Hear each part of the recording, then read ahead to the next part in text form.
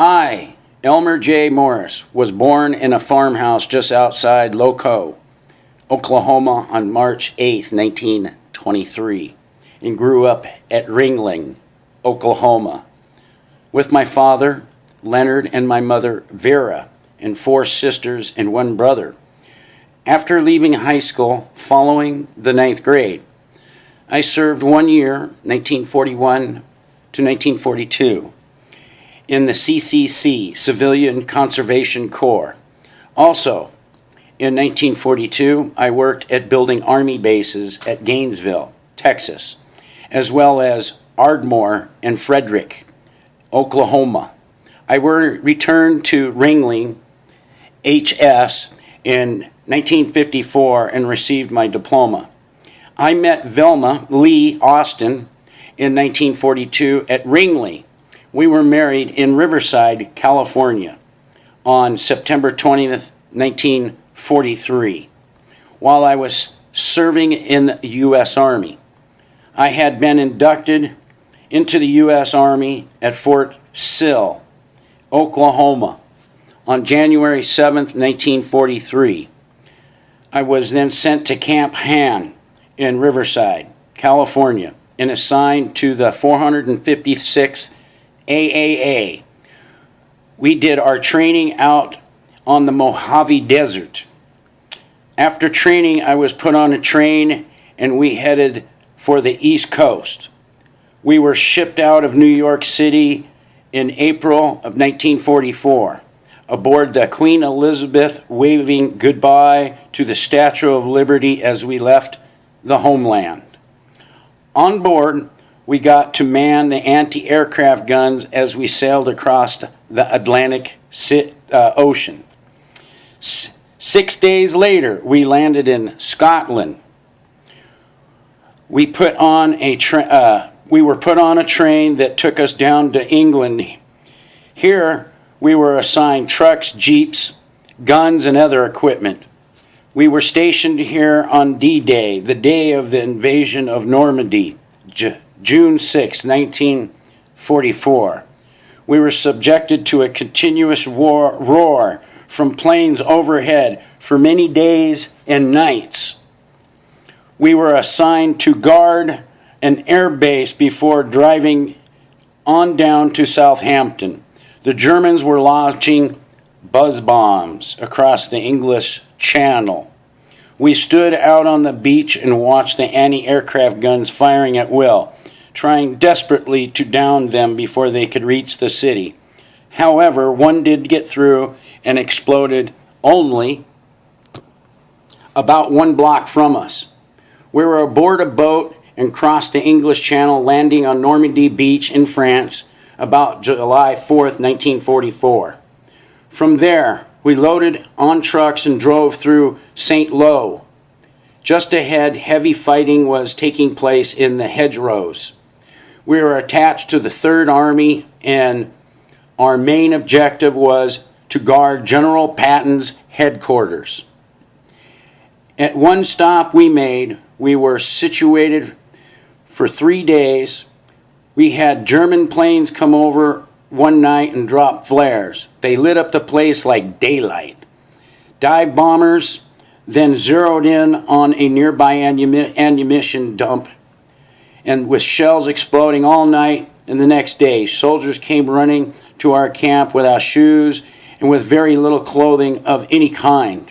We set up our guns about a mile outside of another town, and on several occasions General Patton walked his dog up and down the road close by, all the time wearing his famous pearl-handled pistols. One day, he walked across a field and right up to our gun deck with his muddy boots and his dog. At another stop, he had our guns set up, and then we could hear a plane coming our way with machine gun firing. A convoy of trucks were being strafed. As he flew directly over our gun position, we observed that it was one of our own fighter planes. The plane went out a little further, then banked and went into a dive, heading straight for our position with his guns blazing. We quickly opened fire at him with everything a gun at our disposal, while other gun batteries around us opened fire as well. The plane was knocked down, falling into some tall timber nearby.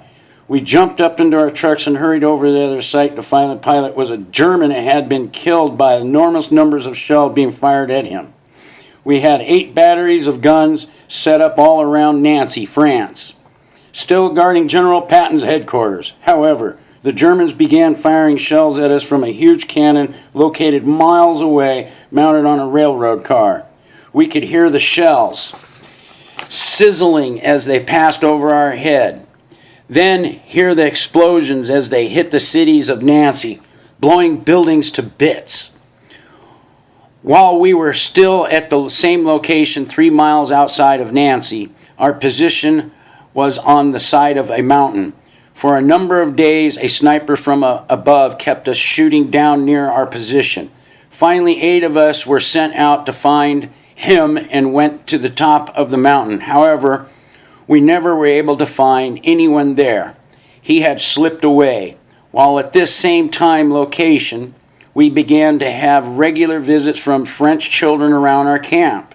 One day, one of the boys accidentally splashed himself with gasoline. I heard a loud scream and hurried to my tent where I saw a boy engulfed in flames and running away. I ran and caught him and rolled him over and in the dirt and extinguished the flames. He was severely burned, so I dressed him in burns and ointment and bandages, redressing it for him each day. The Battle of the Bulge. It was December 1944, when Hitler's army made a huge offensive attack on 200-mile front. They pushed our armies back 50 miles into Belgium, Luxembourg, and France. This was when a huge number of our troops, including myself, were sent to the front lines as replacements because so many of our soldiers were either killed, wounded, or captured. I was assigned to the 35th Infantry Division. We moved from Metz, France, into Luxembourg, passing German soldiers, frozen bodies lying in the woods and in the streets. As we marched up the road, some of our tanks got caught in a barrage of heavy mortar fire with their tracks being blown off. As we marched on, we heard someone calling for help from just beyond the embankment. We called for a medic, but later wondered if he actually were one of our men. We continued up the road, reaching the town late at night. We moved on in anyway and began our attack, capturing a large number of German soldiers. While in this town, were pounded heavily by mortar fire with shells exploding around us. This continued for 3 days and nights. Finally, our trucks were able to come and rescue us. From here, we moved on further up through Luxembourg, crossing into Belgium, stopping in a small town where we're long enough to have church services and to eat Christmas dinner in 1944. Each time we got off the truck, we would go to a huge pile of sleeping bags, pick one up and walk on. Once I saw the one that was mine, I just passed it up. Too heavy to carry. That night, a guy a little ways from me said, "Boy, this bedroll is really soft." As we proceeded further, we stopped at a building situated on the side of a hill. The German fired an 88 millimeter shell at us, and we watched it hit that rock wall, spun around and around, but never exploded. As we progressed down across a valley and up into some timber, we passed by 3 of our tanks with big holes shot through the side of each, and they were still burning inside. We stopped for the night. We observed the temperature was 40 degrees below zero. The ground was frozen so hard that we really difficult time digging a foxhole deep enough to get down into. The Germans were firing shells from an 8-barrel launcher, but they were going just over our heads and exploding into an open field. 2 of us were in the same foxhole and assigned to guard duty when our sergeant came up to us and picked my partner to go out on a special mission, a patrol mission. I said, "Sarge, I'm freezing just sitting here. I will go with you."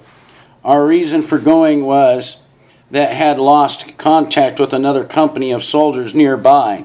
We sneaked through the woods and dashed across an open area and entered into a forest of tall pine trees. The Germans were firing heavy mortar shells into those trees, and they would explode when they hit the trees. This was killing men right there in their foxholes. After completing our contact with them, we hurried back to our own company. That same night, we loaded into trucks to go further up into the battlefront. The following night, we spent the night in a horse barn.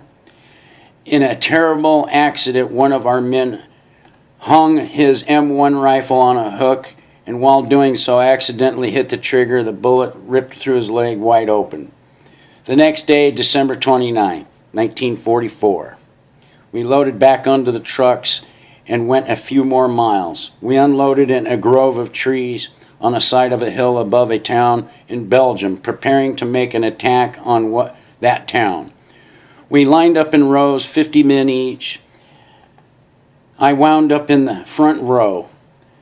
Our sergeant hollered out, "Go get 'em." We started our assault with everyone whooping and yelling loud, and advanced towards the road. I too ran to the road, but I was so scared I didn't know what to do. I crouched down in the roadside ditch. Again, the sergeant yelled for us to move out. I did, and ran as fast down the hill that I can, caught up with those in front of us.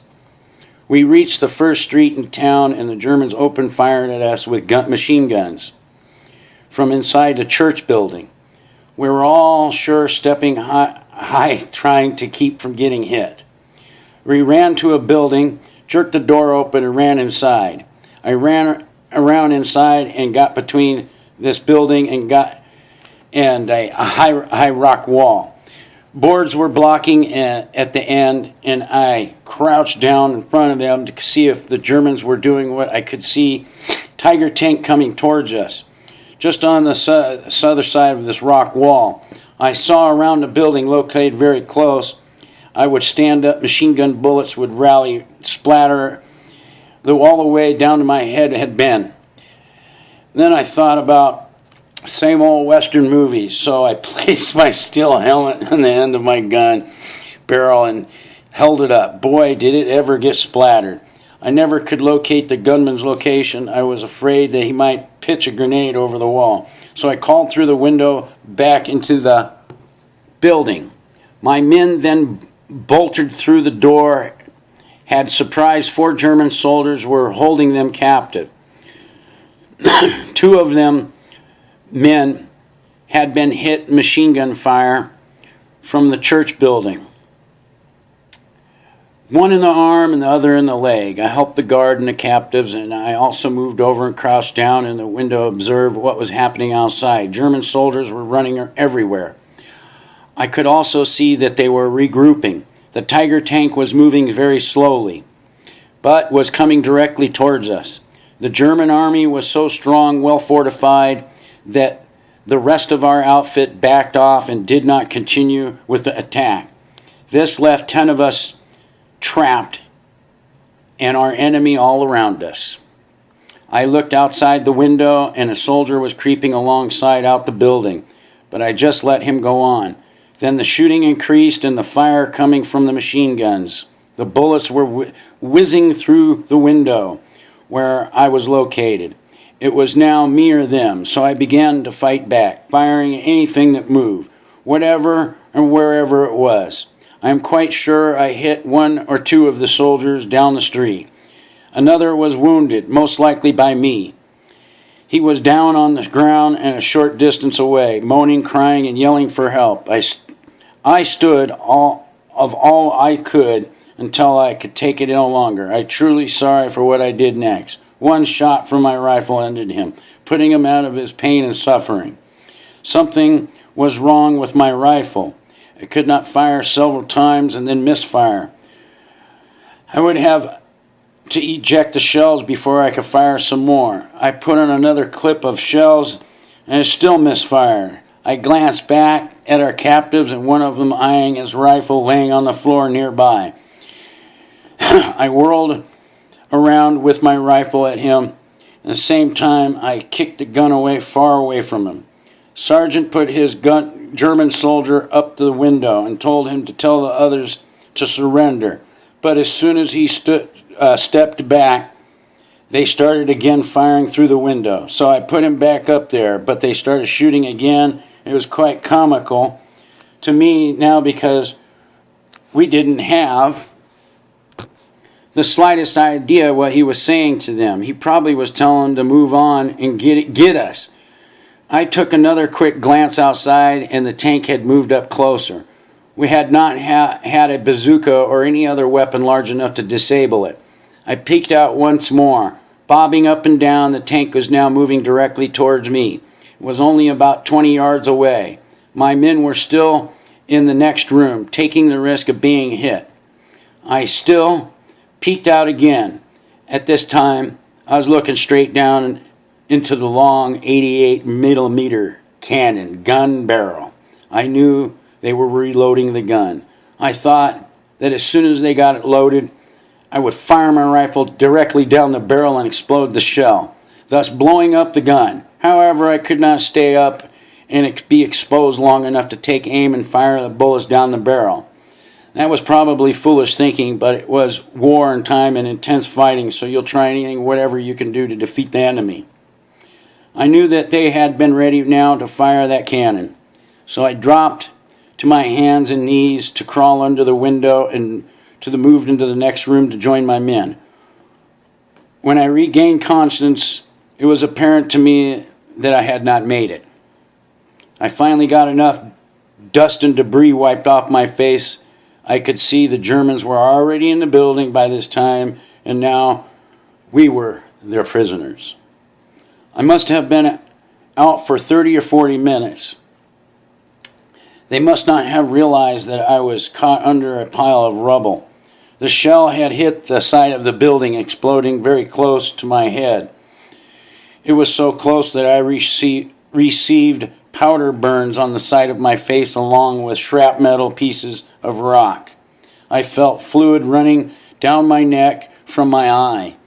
I had been punctured by a piece of shrapnel.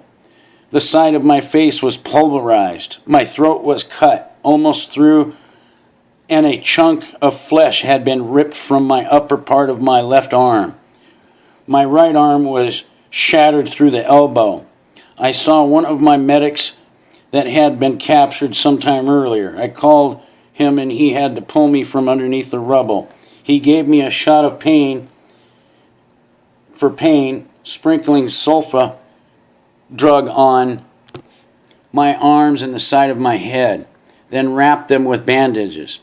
A German wanted my trench knife. I rigidly said no, but the medic told me I'd better give it to him or they might kill me and take it away anyway.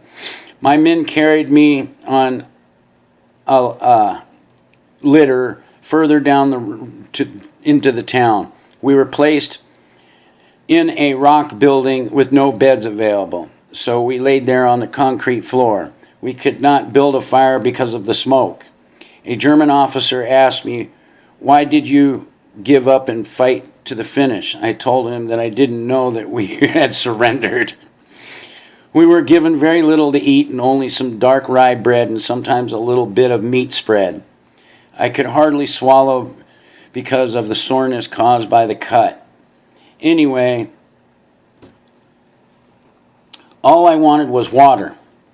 I had seen a canteen hanging in the jointed room where the German soldiers were sleeping, so one night I scooted myself over the side to get a drink of water in the canteen. The Germans started talking really loud.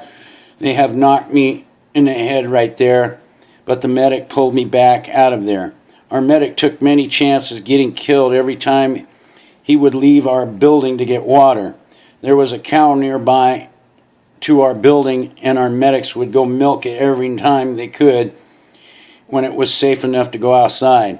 One time he started out, jumped back in, and slammed the door quickly. He had heard an incoming artillery shell. hit and exploded so close that it killed the cow and violently shook the building.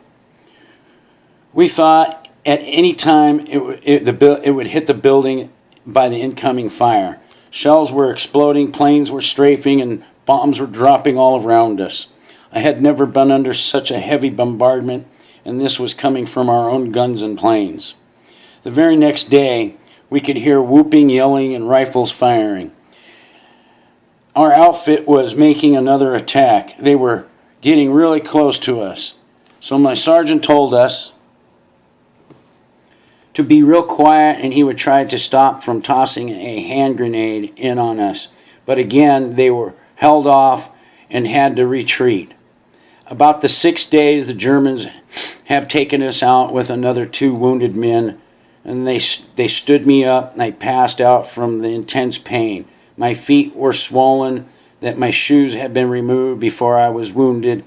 My feet were already wet, cold, and waiting in the snow and ice, where we were being told we could not fire, that it was extended cold, 40 below, and my feet just froze. My shattered arm felt like a chunk of ice, and my left hand almost frozen as well. Our medic kept giving us morphine shots for the pain, but this was probably a mistake, and because it caused me to sleep too much. I should have been up and moving around to generate some body heat. About 4 more days went before the German soldiers came up and put me on a litter and laid me across the back of a U.S. Army Jeep that they had captured. It had no top, and it was laying on the freezing air. The 2 got into the front seat and took off across the countryside. There I was, hanging on the back of the Jeep, with only one hand trying to hold myself, both the litter and the Jeep. I know now we must have traveled about 10 miles at least. I sure feel as if felt falling off. Then they had stopped to pick me up. I would not have lasted any time except for the frozen ground. They met up with another truck, again confiscated the U.S. Army truck, loaded the prisoners. They slid me into the back of the truck alongside another wounded soldier. The rest of us were standing. It was a wonder that we were not trampled as we slid from side to side in the truck, rumbling along. They took me to 2 or 3 different field hospitals, but I noticed no treatments there at all. About on January 9th, 1945, we reached another field hospital. It had no beds, so we were laid on the floor alongside of the German soldiers with only a little bit of loose straw underneath us. The room was completely filled with wounded soldiers lying side by side all around the walls. One of our paratroopers came to me wanting cigarettes. I had 4 packs. I gave them all to him. I had been captured earlier, was working there. He asked how long it had been since I was wounded and how long since I received first aid. I responded that I had been at least 10 days. He replied that he would try to get me to see a real doctor very soon. It wasn't long until they had me laid out on an operating table, had performed an examination, and had given me an injection. The next thing I remember, I was back on the floor, and my right arm had been amputated. I got so mad that I could have killed the whole bunch. But when the paratrooper returned, he told me that the grenade had already set in, and they were forced to remove my arm. They also cleaned out my eye socket and put packing in it. They could not do anything for my feet because they were swollen to a strut. From here, they put me on a train and rode for 4 days. We had very little to eat. The boxcars had bunk beds all around the walls and were filled mostly with wounded German soldiers. They had lots of fun razzling me, showing me pictures of their tanks and planes as well as their tanks and planes, bragging about the superiority of theirs. One day I thought I needed a bowel movement, so I summoned an orderly, but I could not make him understand what I wanted. So I made around with my mouth. He then told me the whole group. I then roared and with laughter, but did Go ahead and bring me to the pan bed. There was a doorway at the head of my bunk bed, and the smokers would gather there to smoke. I couldn't believe it that they offered me a cigarette, but I was so bitter that I refused. But the next day, the same thing took place again at the same time. I took one of them and lit one for me. It was so strong, I almost, like a cigar, that I had put it out. Before finishing it, in a day or two, we were all issued rations of cigarettes for a week or two. I offered to share mine with others that accepted. We did not have water to drink very often. They told me that there was water system and had been polluted by the bombing. I suggested to them that they get some snow. And the very next time the train stopped, came back carrying 2 pitchers of snow.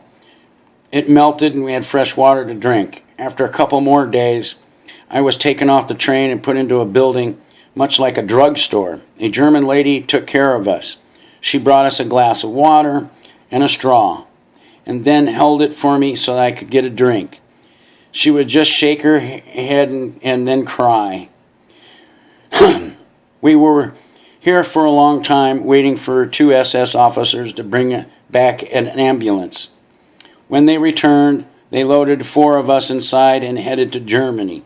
They drove through Siegfried defense line. Further down the road, they stopped at a farmhouse and brought me some water to us. The 2 officers stayed there at the farmhouse for about 3 hours. One of our soldiers, who had been shot through the throat, died before we reached the next hospital.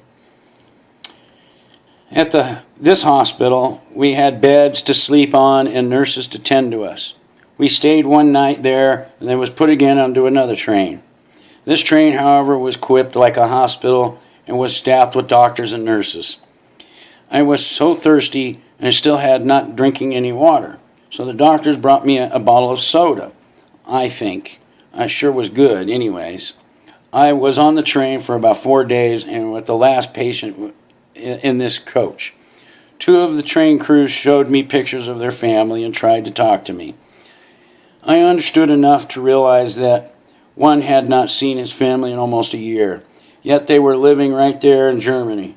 One of them showed me an old German 1 mark silver coin and incidentally dropped it and slid under me. I was trying to get up when he made a sign with his hand indicating that I could just keep it. I got to bring it back home with me. We reached Stalag 9C, Obermarsfeld Hospital, around January 13th, 1945. The food we got there was brought in by the Red Cross. It was really good and we had plenty of it. Prisoners were working there from England, Australia, Canada, and France. I now know that the 3 British doctors, they were trying to save my frozen feet by drawing off the liquids. I had terrible time getting asleep. Bob Knight, a British prisoner there for 4.5 years, became a friend and would sit by my side. He would talk for hours. If he could get a hold of any sleeping pills, he would have saved me. He and another prisoner from England each gave me a pint of blood as well as their bottle of wine. He then risked his own life when he added my name to the bottom of the list being used as shipping out prisoners that were being reparated. This was about January 26, 1945. He helped carry me out to the train and stayed there with me for a long, long time. He could not keep from crying as we parted. Later, in 1952, he traveled to the U.S. to visit me. The train traveled across Switzerland and down to Marseille, France, arriving about January 29th. I was then put aboard the Algonquin hospital ship to return home to the U.S. 2 days later, however, it was determined that I would not be able to withstand the trip, so I was taken off and placed with the 235th General Hospital. approximately 165 pounds down to 75 pounds. I began to have severe stomach cramps and later develop a stomach ulcer. They started giving me blood, plasma, and glucose to get me built back up for surgery. Then they amputated the four fingers of my left hand and my feet above my ankles. Those all had to be frozen and turned completely black. While there was a nurse wrote a card for me to my wife.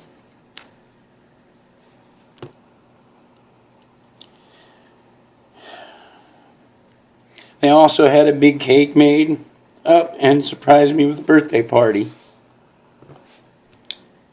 After 2.5 months in the hospital, on about April 7th, I was again able to start home. I was put back aboard the very same hospital ship.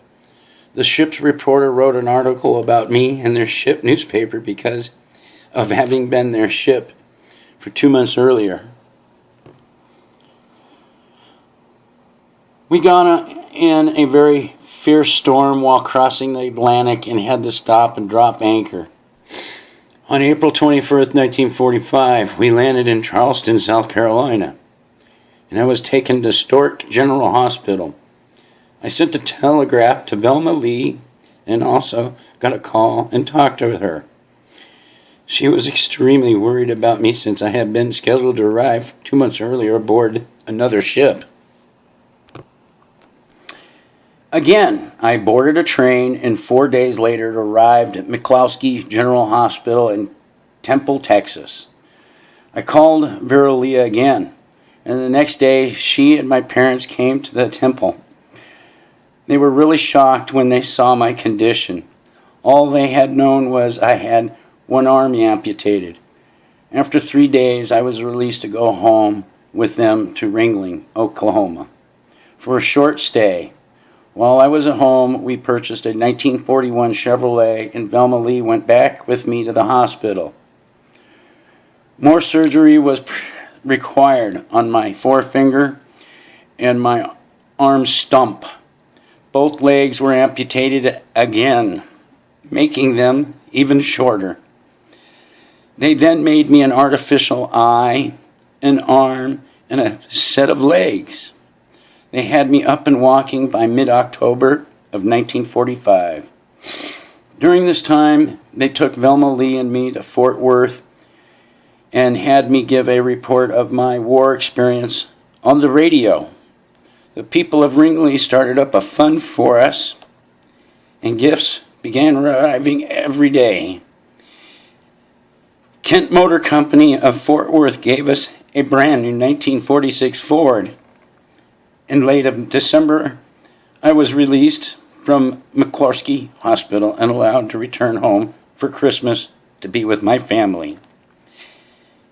In early January 1946, Velma Lee and I were sent to O'Reilly Hospital in Springley, Missouri, where I had plastic surgery on my right ear and my upper part of my left arm. They thought it would be best to simply allow the right side of my face to heal on its own. While there at Springfield, I broke a foot off of my artificial leg. There was not a limb shop in town, so the hospital brace shop made a rounded brace and bolt it into the bottom of my artificial leg. It was like walking on a peg leg. I sure had a hard time driving my car with this brace and slipping off the clutch. On April 2nd, 1946, while still in Springfield, I received my discharge from the U.S. Army. Velma Lee took me down to a men's store where I bought 2 civilian suits, ties, and shirts. Then we headed to Ringling, Oklahoma, where we bought our first home and started our civilian life together. We had 2 boys, Danny J. and Carrie Lee. She and I enjoyed 51 years to being together.